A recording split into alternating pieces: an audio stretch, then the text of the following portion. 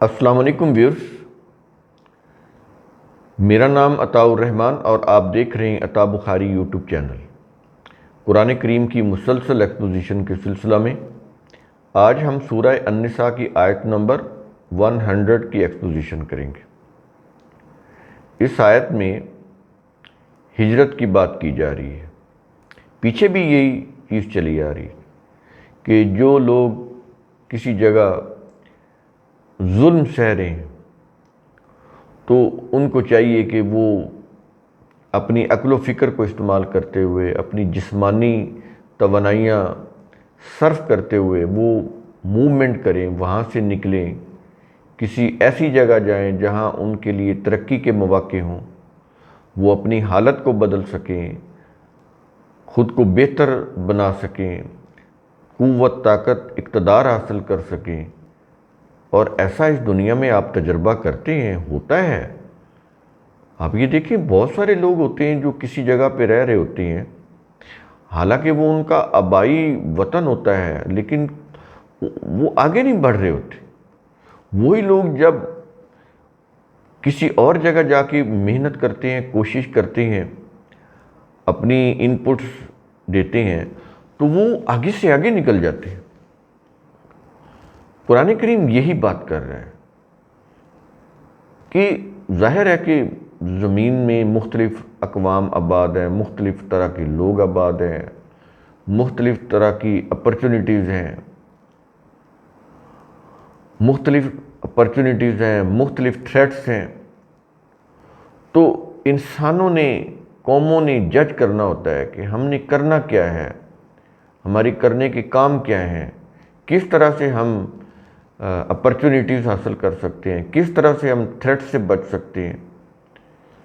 تو قرآن کریم اس کی طرف توجہ دلاتا ہے، اور اس کے لیے پھر مائیگریشن یا ہجرت یہ کرنی پڑتی ہے۔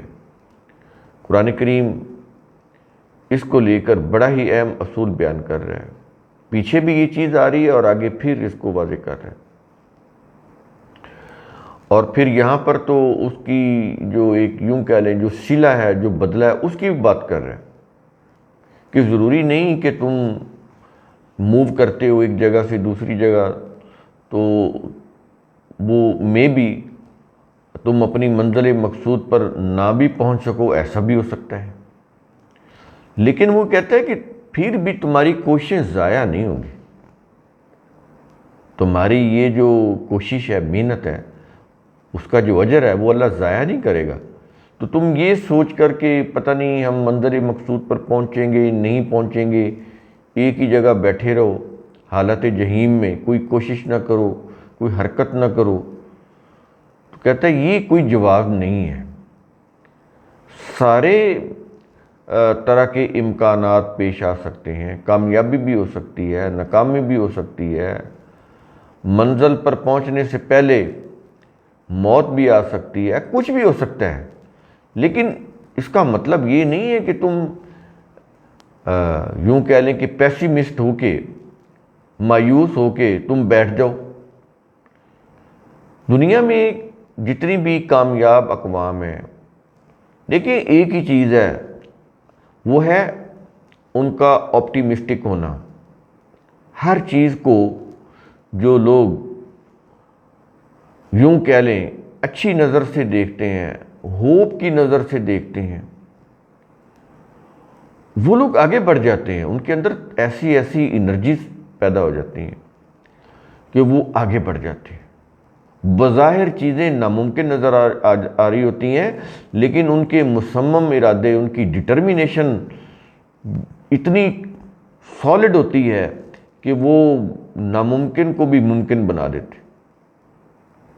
جو شخص K2 پہاڑ کے اوپر چڑھتا ہے یا کسی بھی پہاڑ کو چوٹی کو سر کرتا ہے، وہ بظاہر ناممکن نظر آ رہی ہوتی ہے، شدید سردی، برف، اور اس میں وہ دیکھ لے، لیکن وہ کرتا رہتا ہے، وہ چوٹی کو سر کر لیتا ہے۔ یہ چیز تو انسان میں اللہ تعالیٰ نے بہت ہر طرح کی یوں کہہ لیں جو جذبات بھی رکھے ہیں، انرجی بھی رکھی ہے، ذہنی صلاحیتیں بھی دی ہوئی ہیں، عقل و فکر کی صلاحیتیں بھی دی ہوئی ہیں، سوچنے سمجھنے کی، نتیجہ اخذ کرنے کی، صحیح نتیجے پر پہنچنے کی، صحیح ڈیسیژن لینے کی، ہاتھ پاؤں سے کام لینے کی، آنکھوں سے دیکھنے کی، کانوں سے سننے کی، یہ ساری صلاحیتیں ہیں۔ تو یہ ساری ان پٹس لے کے، ڈیٹا لے کے، اس کو پروسیس کرنے کی صلاحیت، اس سے پھر صحیح نتیجہ اخذ کرنے کی صلاحیت، یہ ساری دی ہوئی ہے۔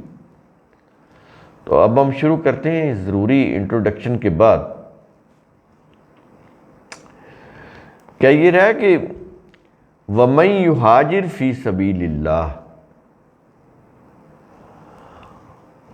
اور جو کوئی اللہ کی راہ میں چھوڑ دے، کیا چھوڑ دے؟ کوئی بھی چیز، وطن چھوڑ دے، گھر چھوڑ دے، کاروبار چھوڑ دے، کھیت کھلیان چھوڑ دے، جو بھی چھوڑنا ضروری ہو جائے اس کو چھوڑ دے، سبیل اللہ، اللہ کی راہ میں۔ پھر سن لیں اللہ کی راہ کیا ہے؟ انسانیت کی فلاح، ذاتی مفاد نہیں، پرسنل انٹرسٹ نہیں، پوری انسانیت کا انٹرسٹ، پوری انسانیت کا فائدہ، یہ ہوتا ہے سبیل اللہ۔ تو جو اس کے لیے جو کچھ چھوڑنا ضروری ہو جائے اس کو چھوڑ دے، اور آگے جب یہ کچھ کرے گا تو پھر اس کا رزلٹ کیا ہے؟ اس کے آگے پھر اس کو ملے گا کیا؟ کہہ رہا ہے یجد فی الارض مراغما کثیرا وسعۃ، وہ زمین میں بہت سی پناہ کی جگہ اور وسعت پائے گا۔ دو چیزیں بتا رہا ہے، کیا پائے گا؟ ایک تو پناہ کی جگہ، یہ مراغمن بولتے ہیں جہاں پر پناہ کی جگہ ہو۔ گھر بھی تو ایک پناہ گاہ ہوتا ہے، پناہ کی جگہ۔ اور پھر ساتھ بولتا ہے کثیرن، کثرت کے ساتھ پناہ کی جگہ پائے گا۔ اور پھر وسعتن، وسعت بھی پائے گا۔ یہ نہیں کہ کوئی تھوڑی سی جگہ پہ اس کو کوئی پناہ گاہیں مل جائے، نہیں، کہتا ہماری زمین بڑی وسیع ہے، تو یہاں پر وسیع پناہ گاہیں تمہیں مل جائیں گی، بڑی وسعت ہے، اس کے اندر ہم نے رکھی، تو یہ تمہارے لیے ہی تو ہے۔ اس کے بعد آگے کہہ رہا ہے وَمَن يَخْرُجْ مِن بَيْتِهِ، اور جو کوئی اپنے گھر سے نکلے، یہ یخرج یعنی خارج ہو، نکلے، اپنے گھر سے نکلے، کس حالت میں نکلے اور کس مقصد کے لیے نکلے؟ آگے بتا رہا ہے۔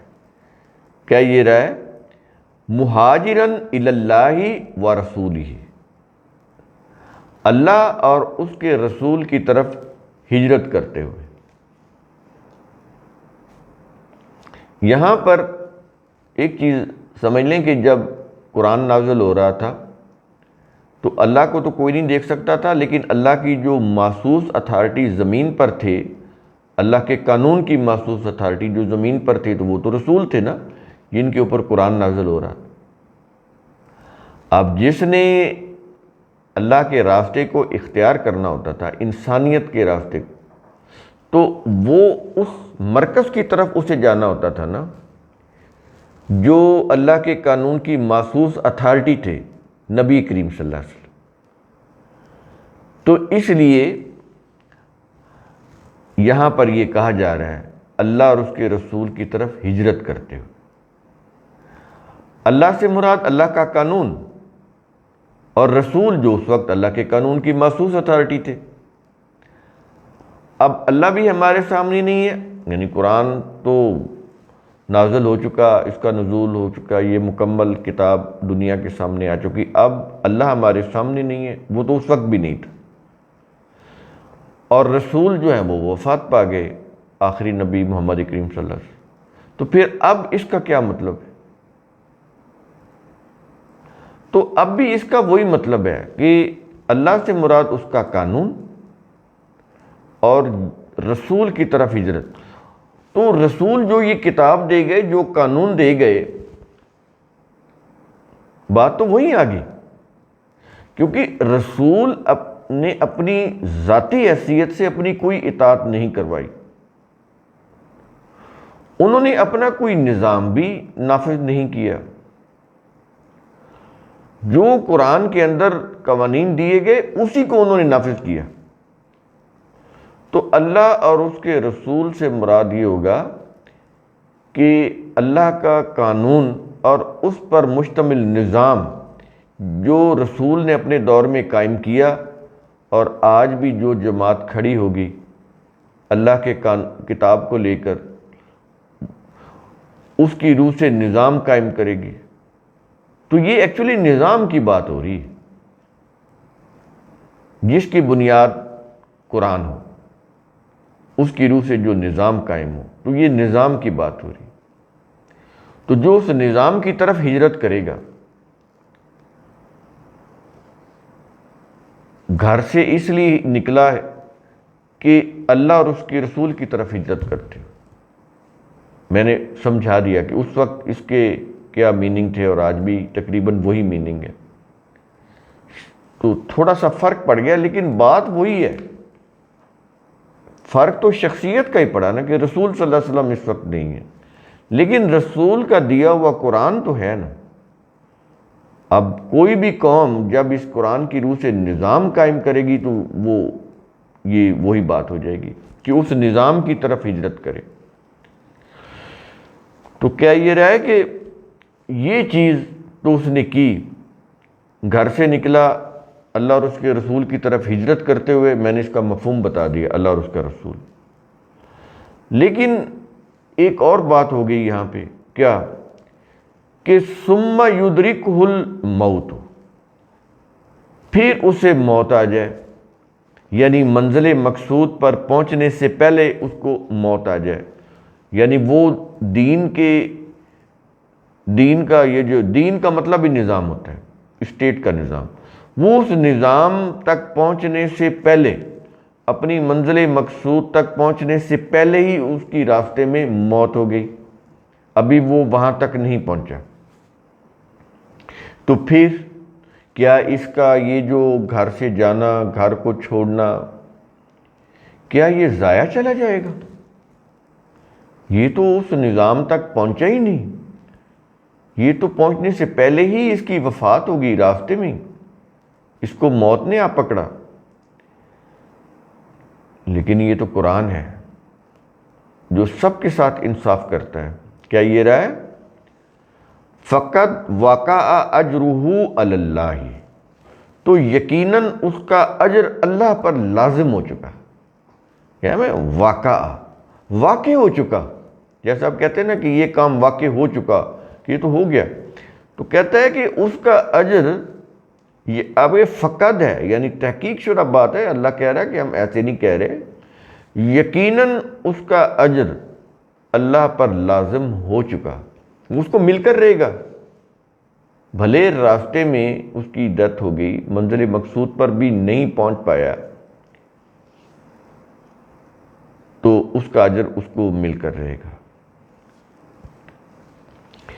یہ کچھ کہنے کے بعد آیت کے آخر میں کہہ رہا ہے وَقَانَ اللَّهُ غَفُورًا رَحِيمًا، اور اللہ حفاظت دینے والا، نشو و نما دینے والا ہے۔ آخر میں کوالٹی بتا دی نا اللہ نے اپنے ایٹریبیوٹس، 2 ایٹریبیوٹس یہاں پہ پھر بتا دی کہ وہ حفاظت بھی دینے والا ہے اور نشو و نما بھی دینے والا ہے۔ تو جب ایسا ہے تو پھر فکر کس بات کی؟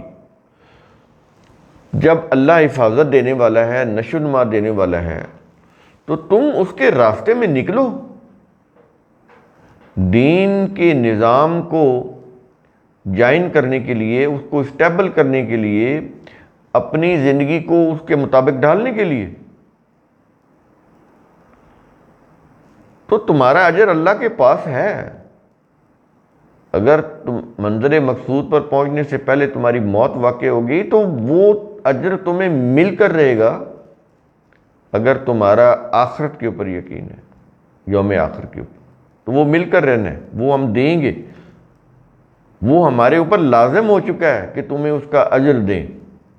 اب وہ اجر کس شکل میں ہوگا، کیسا ہوگا، کتنا بڑا ہوگا، اس کی بتانے کی ضرورت ہی نہیں، کیونکہ ہم نے تو وہ دیکھا ہی نہیں نا یوم آخر اور اس کی ابدی نعمتیں جب دیکھی نہیں ہے تو یہاں پر خدا جتنا مرضی بتا دے ہمارے سمجھ میں تو کچھ نہیں پڑے گا۔ اس لیے قرآن کریم غیر ضروری باتیں نہیں کرتا، غیر ضروری تفصیل نہیں دیتا، اتنی بات کرتا ہے جتنی کور میسج کو سمجھانے کے لیے ضروری ہوتی۔